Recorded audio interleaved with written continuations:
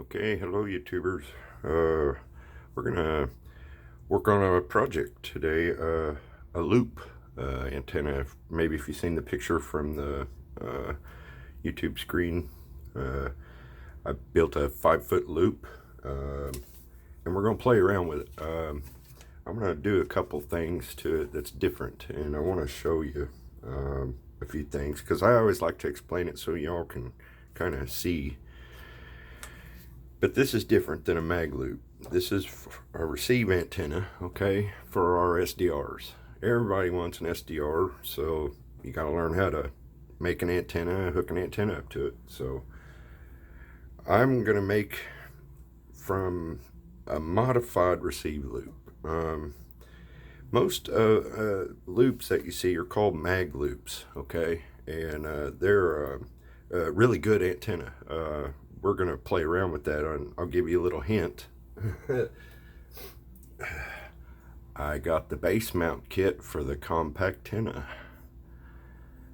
today. This is the wide range receive antenna. It's the tri-bander. It's the same one from video one, my videos.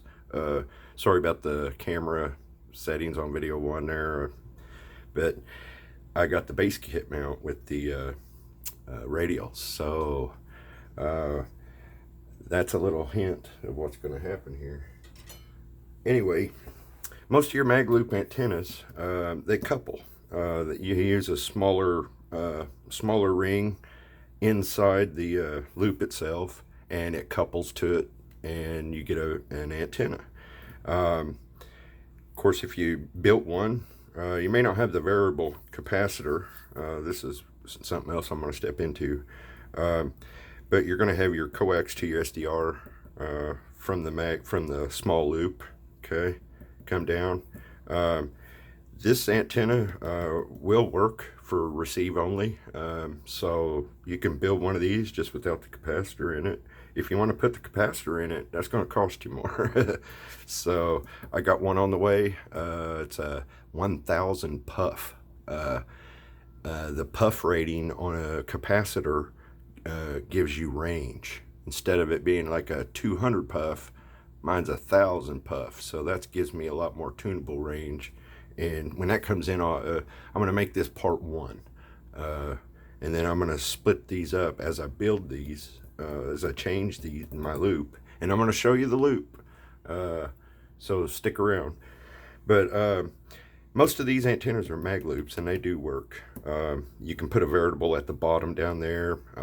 They can set close to the ground. Doesn't seem to phase them if you raise them up to 10, 20 feet or down to the ground. You might get a little bit better reception up high, but from what I've seen, you can set it near the ground on the floor. I put mine in a little flower pot with concrete from video one of mine. Subscribe and watch the video. But what this does is this variable capacitor will tune your loop for you. Okay, it's called a air variable power capacitor, and the bigger the puff, then I'll explain that. The bigger they'll usually have more coils in the wrapping, and there is a difference between them. Some coils are wrapped and they're really tight together, really tight. And then you have some coils that are wrapped and they got a bigger gap, okay, between them. If you get a smaller compact style variable, okay, you won't be able to transmit through that. If you put any kind of power through it, it'll arc over, and that'll be the end of that. So I went ahead and got the wider spacing variable transmitting one. It's cost me $73 on eBay, but it really is the heart of your mag loop, of your loop antenna. Either one. You can do the modified receive one without the transmit. And what I did here is I run ladder line down to my variable. Okay, I'm going to run ladder line down to the variable and set this variable on my desk, instead of it being on the damn antenna right here, and you have to reach over all the time to tune it. I'm gonna try it with ladder line here and see if I can't get this to work with my bigger puff. And the puff I'm talking about is the PF rating. You'll have some that are small puff, like say a 2 to 225, like that range. Mine is a 60 to, I think it was 975, so it's almost 1,000 puff. And the puffs, like I said, is what gives you your better range for tuning. And what you're going to do is, I'm going to try to set it up this way with the modified with ladder line, because if you use coax, it won't work, because it just sees the 50 ohm coax there. So you need something that I think they call it balanced to unbalanced, and you may have to put a choke. I may have to put a choke on it. So if I do, I'll put that in the videos as I go. But then you come down from coax out of your variable box, because basically your receive's coming in right here. Come off after that to coax to your SDR, and hopefully this is going to work. I'm going to try it out. I've got my parts on the way. They should be here in a couple of days. But this is your normal mag loop. You can transmit with this if you use a actual transmitter instead of an SDR. And if you can also transmit without the variable in it, but to be honest, you need that variable so you can adjust your receive. It'll take pull stations in and wipe them out. But this is the one thing that I'm going to show you here and how I built it. So let's jump over. What I did was I bought some, let's see, 1/2 by 10 foot. This is PEX pipe, and it's water PEX pipe. The reason why I'm using this is if you use PVC pipe in the wintertime, if you got your antenna outside, which is eventually what I'm going to do with my loop, I'll show you the loop. And if you use PVC, sometimes in the wintertime, it'll crack. This PEX will not. This stuff is tough. I'll show you how I built the connectors to hold the wire together. And then I'll come back and I'll explain the third phase of this and the surprise that I'm going to do with the compact antenna. Hopefully I can get this to work. This to work first. If I can get this all working for receive. This is also good for receive. I'm going to try this method here with making a smaller loop, and then we'll play around with it, and you'll learn like I'll learn here. And I've got VNA. We're going to test the resonance of the loop, but let's jump over so we can see the loop, and I'll show you what we're going to do. I'm going to pull this off here. Okay, so here's the bottom of it. That's the concrete and the little flower pot. That was on video 1. I was using to hold up the compact antenna. But here is your PEX pipe right here. And I drilled small holes in the side for the gauge of wire. This is 6 gauge, just regular 6 gauge grounding wire. I was going to try to use like thicker 1-inch pipe, and I realized the weight. I made this one really lightweight, but as you can see, it's so big I have to step back and to get it in the view there. But I'll show you the top mount. We just went right through the PVC there, one hole, and then connected it. Now what I did was I drilled small holes in the ends, just the same size as the gauge wire. It was 13/64 if you use number 6 gauge grounding wire, and run it. And I found out hot glue does not stick to PEX. So I switched to silicone here, and just to hold the wire up. It was tough getting the wire straight, but it took a long time, like a whole day. And here's the bottom connection, so you can see how I did that. Now I may run into a problem right here because it turns, how I did this connection, it turns and comes back on itself.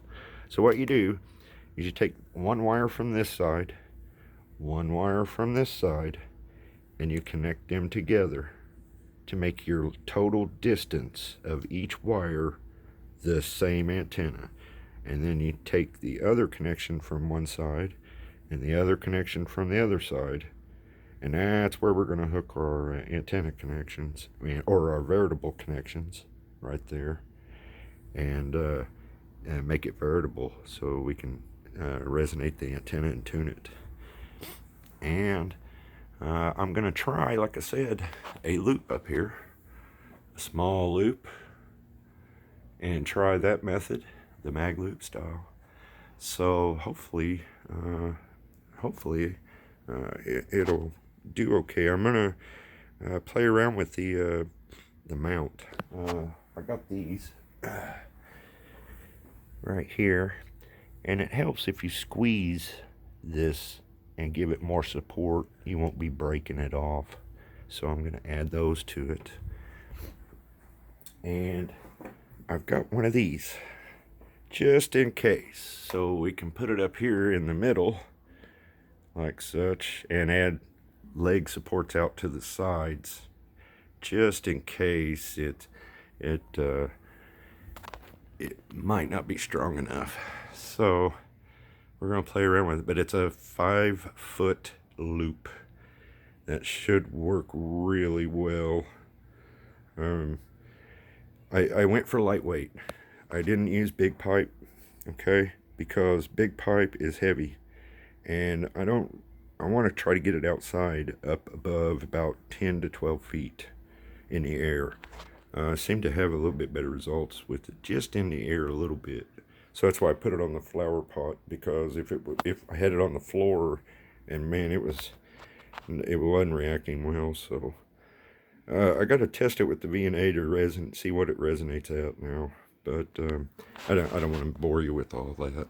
Just so you can see how I built it. But I'll take you back over here, and we'll show you. Okay. I took the PEX pipe, as you can see, and I just drilled a small hole after I cut it 6 inches. I made it 6 inches apart. The killer of a loop antenna is resistance. So as Kevin Laughlin, the old tech guy, got to give him props. He is an excellent antenna builder. But resistance will kill your loop. That means bends, any kind of turns, any kind of bolts you add to it at the bottom. Say you want to bolt your connections on or whatever, that adds resistance, and that's not good. So you want to try to do your solder connections that way. But I just made, like I said, made those 6 inches, drilled a 13/64 hole in that, because that's the same size as number 6 gauge wire. And oh, let me show you how I built it to get it started. First, drill your holes in your PVC pipe, okay, and you want to make sure they're straight. I ruined a pipe. I realized I messed up on my measurements, and it was angled, and it was all wonky. So you want to make sure you get that one straight to that one. Get that done first. Get your hole drilled through there. All right, and I did my hole a little bigger. As you can see, you can kind of move it. Okay, now I'm not going to leave it like that, but I did that on purpose, because when you get your holes drilled and you get your first rung in here, your first piece of pipe, then you basically start your loops right here. Run it, start it through and pull it, keep pulling it around until you get it halfway. Do the same to the back till you get it pretty much where it's going to stay. And I'll give you a hint, get it up in the air then. I tried putting these on while it was on the ground, and man, I was having a lot of trouble. So I went ahead and mounted it into the flower pot thingy there, and then put these on, and it was a lot easier, because you're kind of putting it in its position that it's going to live in. So But yeah, that's going to be the base start for a big project I'm doing. So I'll step you through, but this is what I'm going to do eventually. I think I'll add this support in eventually. That's why I bought it. I think I'll eventually have to. I'll just cut it and then insert that in there and then add some pipe to the other end. But yeah, these help on your clamps down at the base. Those will help. Now, what I'm going to do, and I'll show you, I'll give you a little hint. You're going to see what we're going to start with. We're going to do this modified receive loop, get it working with our SDR. That's the first thing, because we want to get our receive good. And then we're going to try this modification into a mag loop antenna. And then that, as you can see, is wired different. It comes directly down to the SDR. And our variable, I'll try to get this idea to work with the ladder line, so that the variable won't have to be mounted here. We can bring the variable over here. I hope it works. I don't know if it will. It may add too much resistance, and then that'll screw up the... this, I'm not going to transmit with this. This is just for my SDR. So if you want to transmit with this, you can. With this idea, you can transmit with it if you got one of them an SDR that transmits, or you want to hook an actual transmitter to it. It will transmit. This one won't. This one's just receive, and that's what we're going to start with, so we can get our. This is, as you can see, it's running now. Quite a few stations on. Doesn't do too bad. That's just the wire antenna that was built from my previous video, running an LNA on our SDR there. Oh, and don't forget to put your choke in. That'll take RF off your coax. That's what you want it to look like. You don't want it all wrapped tight. If you wrap them tight, it might harm the center conductor on cheap Chinese eBay or coax, Amazon coax. So you don't want to bend it too tight. But other than that, what I'm going to do is try to build one of these. Haha, look at that. That's a beam using a compact antenna. And looky here, we just happen to have one. So, we're going to hook the compact antenna to the loop. Instead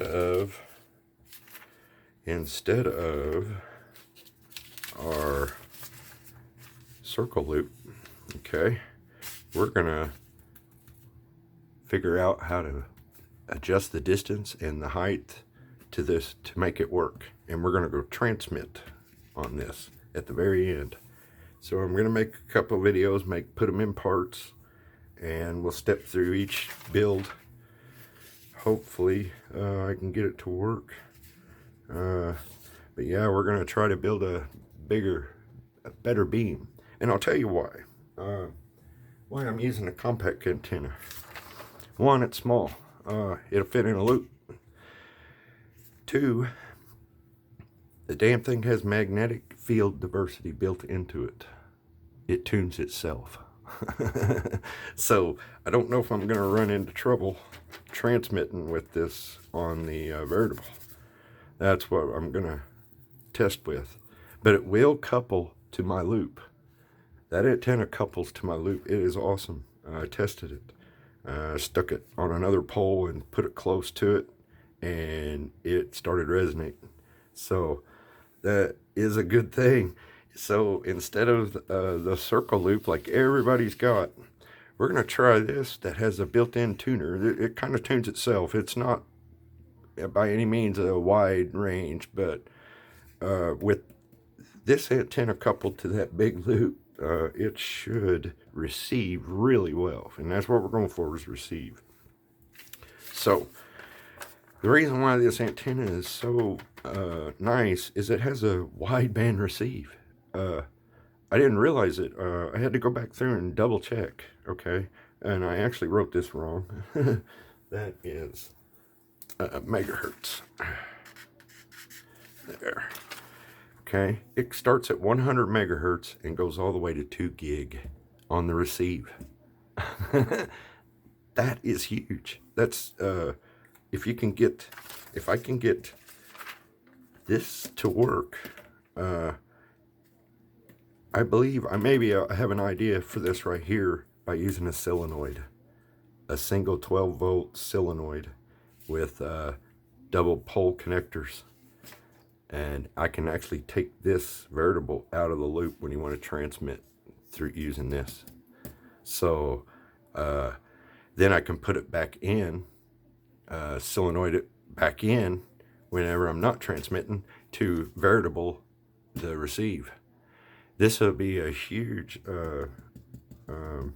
pretty huge antenna to have because it's such a wideband receive, and you'll be able to transmit with it too. And all really you have to do if you don't want to transmit, I think this one is a tri-band.